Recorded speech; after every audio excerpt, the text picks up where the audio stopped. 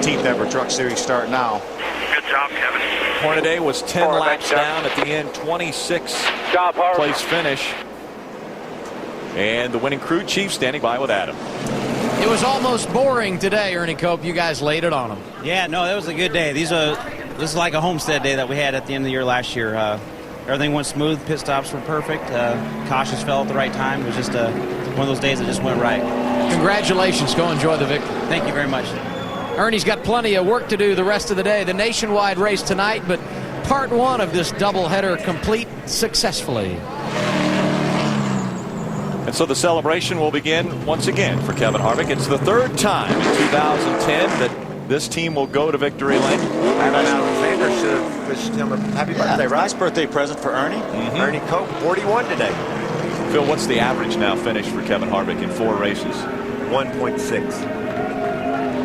I'm asking Phil. He's the mathematician. You're on it? 1.25. 1.25. Oh, it's been 4 races. 4 races. Kevin Harvick has finished first, second, and now today, first once again. 1.250, actually. Thanks for adding the O. Kevin Harvick led 3 times today for 143 laps, including the final 70 times around Gateway International Raceway. Stay with us. We'll hear from the winner when we come back.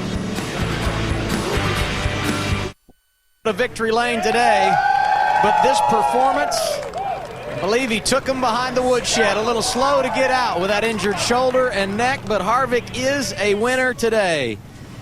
You've been playing a lot of golf lately, so to use a golf analogy, I think you hit every fairway, every green, and made every putt.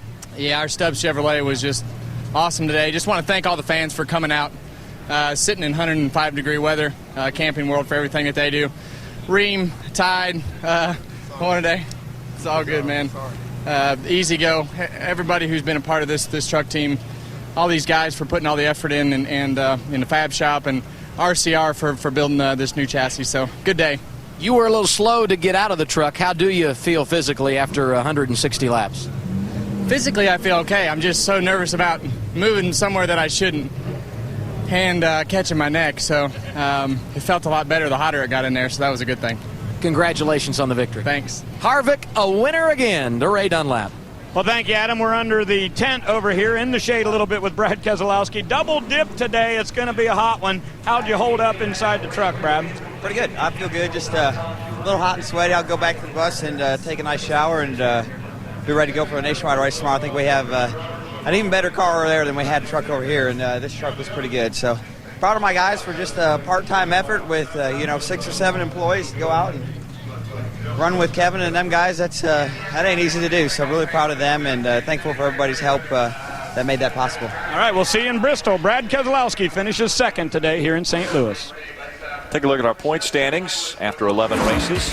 Todd Bodine increased his lead by 13 points over Eric Almirola. Johnny Sauter jumps up 2 spots. A great choice to take no tires and just get fuel on that last pit stop. Yeah, incredibly good idea and job. He would have finished around the 10th position. That's about where he was running, and took it all the way to a 3rd place finish. Ron Hornaday, obviously the big loser, losing 3 positions in the points, now 261 out. Biggest lead of the year for Todd Bodine, I think. Yeah, absolutely. Todd got out of his truck. They threw some cold towels on the onion. He had a lot of pressure on him, over those last 20 or 30 laps to be able to hold those guys off. So the heat, and then having the heat of those competitors all over you, got to Todd. And he was up on that wheel, That's too, exactly those last right. 30 or 40 laps. An extremely warm day in St. Louis area here at Gateway International Raceway. We'll be right back with more for the CampingWorld.com 200. And welcome back. A big smile on Kevin Harvick's face, holding the trophy in victory lane, claiming the CampingWorld.com 200 here on a Saturday afternoon race for the Camping World Truck Series. In 3rd place, Johnny Sauter is with Ray Dunlap. Well, thank you, Rick. Sauter has climbed out of his truck. And, Johnny, we were talking great points day, but more so the call to take 2 tires. Was it you or Joe that made that call? I don't get involved in the calls. I leave that up to Joe. He does a great job. Super proud of all the guys, Thorsport, this truck.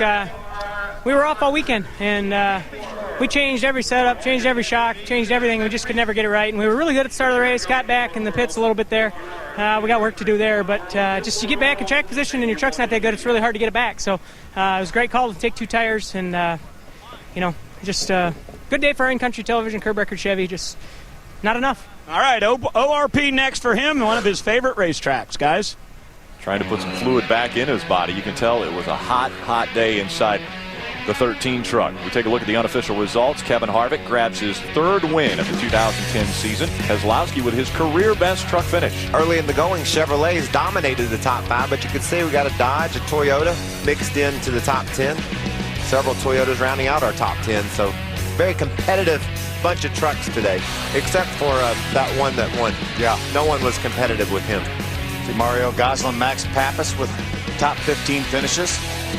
Ron Hornaday lost his sway bar arm on the front of that truck and wound up finishing 26, 10 laps off the pace, and really put a dash in his championship hopes. Ryan Sieg looked like maybe broke a wheel or something and made some hard contact with the outside wall. Adam Alexander, you've still got the points leader with you, I believe. Rick, it's not uncommon to have the point leader in the media center after a race for a press conference, but in this situation, Todd Bodine came in here seeking some air condition. Looks like you're doing okay. A hot afternoon, no doubt. Yeah, that's that truck. We ran that truck at Texas, won with that truck at Texas, and I burned my rear end then, and that was a night race, and it wasn't nearly as hot. And we did some work to it. Chris did some work, put some stuff on the seat, and we worked on it a little more after practice and thought we had it. And man, I burned my butt bad today, and my back even got burnt, so that's why I laid down here on the cold floor. But we missed it a little bit. Jermaine Tundra was okay. In the beginning, it wasn't good. Junior, as usual, made great calls, got the truck running to where I would race those guys at the end, and that was the difference. We got a little track position, great pit stops again. I got the best crew on pit road for sure, and it's a shame that we can't get a full-time sponsor leading the points, top 5s when we don't crash, when I don't lose my head like last week. But we need that sponsorship to get this team to the next level, get out there, compete with Kevin. Congratulations to him. That team, Ernie Cope's awesome, and Kevin's a hell of a driver. And we had a good day. Can't complain. Our Tundra was okay. Another top 5 equals a 100-point lead for Todd Bodine as the trucks head to ORP next week. And the cooling off continues for Todd Bodine.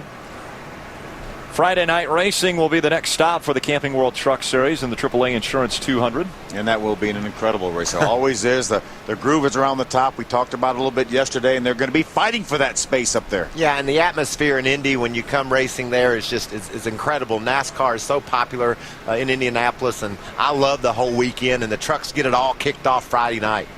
Chris Devoto will set us up at 7:30 p.m. So make sure to tune in to Speed next Friday night. It was a very hot day. We were supposed to run, under the lights on Friday night. Because of the power problem, it moved it to a Saturday afternoon race.